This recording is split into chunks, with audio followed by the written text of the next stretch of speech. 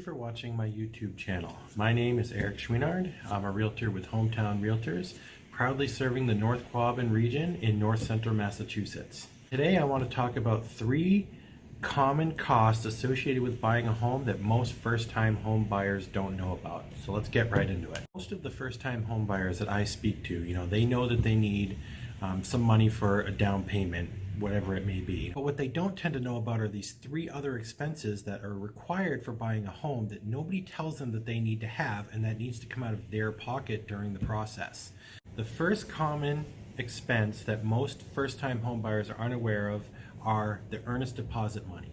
If you are a first-time home buyer, you should know that you should have between $1,000 to around $2,000 ready to put down as a deposit for whatever home you find. The first one is due with an accepted offer, and it's a way to show the seller that the buyer is serious, and it's to give consideration to make the agreement binding. The second is due with the signing of the purchase and sale agreement, which is also a way to show the seller that you are a serious buyer, and it's consideration which binds the contract together. Generally speaking, at least here in the North Quabbin, the first deposit is usually about $500.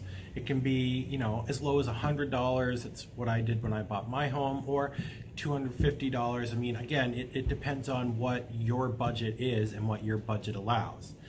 The second one is generally around double the first deposit. Again, depending on the budget, but usually I like to see at least double. So if your first one is $250, I like to do at least $500 or $750 for the second one to round up to an even $1,000 for the total deposit. So the earnest deposits that you put down do serve another purpose.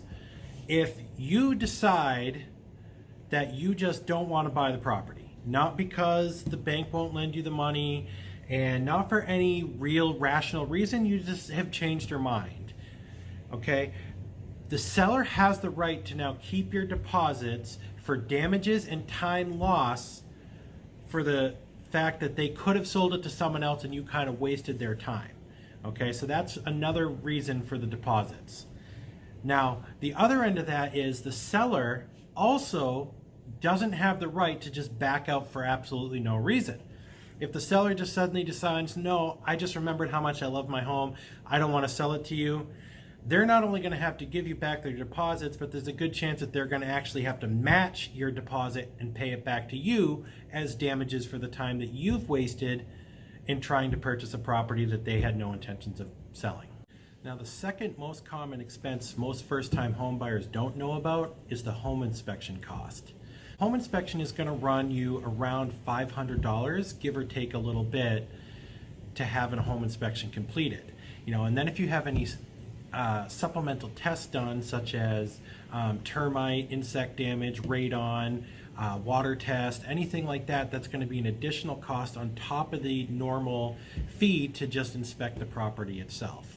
But the home inspection is like the single most important thing that you can do to protect your investment when buying a property. It's a way for you to have a professional come in and check for any major issues. For me personally, there's pretty much no scenario in which I will recommend to my clients that they don't have a home inspection, because I really think that they're that important. I often liken it to, you wouldn't buy a used car without having a mechanic or a professional that knows about cars go through and make sure there aren't any serious defects. So why then would you want to spend 10, 20, 30 times more money for something and not do the same? And that's really what a home inspection is. It's having a professional go through and look for any kind of serious defects. However, what a home inspection also does is gives you the ability to now renegotiate with a seller based on the findings of the home inspection. So if there are things that come up in the home inspection that you want to have addressed because they're a concern either to you or for your financing, then that's your opportunity to take the findings of the home inspection, go back to the seller, and ask for them to make those repairs or to reduce the costs based on the findings. Now, the unfortunate part about paying for a home inspection and the subsequent tests that you need to have done is that if you do find any serious issues, you're not going to get the money for the home inspector back. The third common cost associated with buying a home that most first-time home buyers are unaware of is the cost of the appraisal. The cost of the appraisal is going to be about another $500. An appraisal is generally a requirement for all first-time home buyer programs, whether you're USDA, FHA, or VA. However, it does benefit you to have an appraisal completed, even though it's really the bank that requires it. Now, the purpose of an appraisal is to ensure that the price you're paying for a property is equal to the value of the property. Now, in an appraisal, an appraiser comes out and they go through the home and they create a value for the home based on other homes that have sold in the market and in the area, as well as different upgrades and features, and they use all that information to determine the value of the property. If the price that you're paying, so the amount that you offered to the seller, if that price is higher than the appraised value, you have an issue because you're looking to pay more than the property is actually worth. On the other end, if the appraisal comes in higher than what you're paying, you're actually getting a better deal where you're paying X amount and your value is Y amount, so you actually have, whatever the difference is, you have that instant equity. For instance, let's say you're paying $179,000 for a property, and that property appraises at $199,000. You're now instantly, from the day you take possession of those keys and you sign over and you become the owner of that home, you already have $20,000 worth of positive equity. If that value of the property doesn't meet what you pay, then there's basically one of three possible outcomes.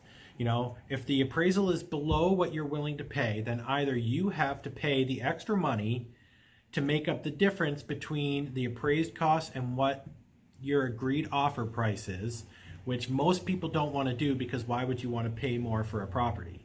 You probably would. Second, the seller has to reduce the price to match the appraised price and the appraised value. Or third, the deal kind of falls apart and ends, and you kind of shake hands and you go back to the drawing board and you start searching all over again. But because it's a requirement for the financing and for your mortgage, in the offer is written in a contingency or a safeguard that's in place for you, the buyer, to ensure that if the value isn't appraised for what you're paying, that you are not required to buy the property. So if you pay the appraiser, the appraisal comes in and it's below value, you can walk away. Again, you don't get the cost of the home inspector back and you won't get the cost of the appraiser back, but you will get your deposits back. I tell most of the first-time home buyers I meet with that they're going to need between $2,000 to $3,000 available for all of these costs associated with buying a home.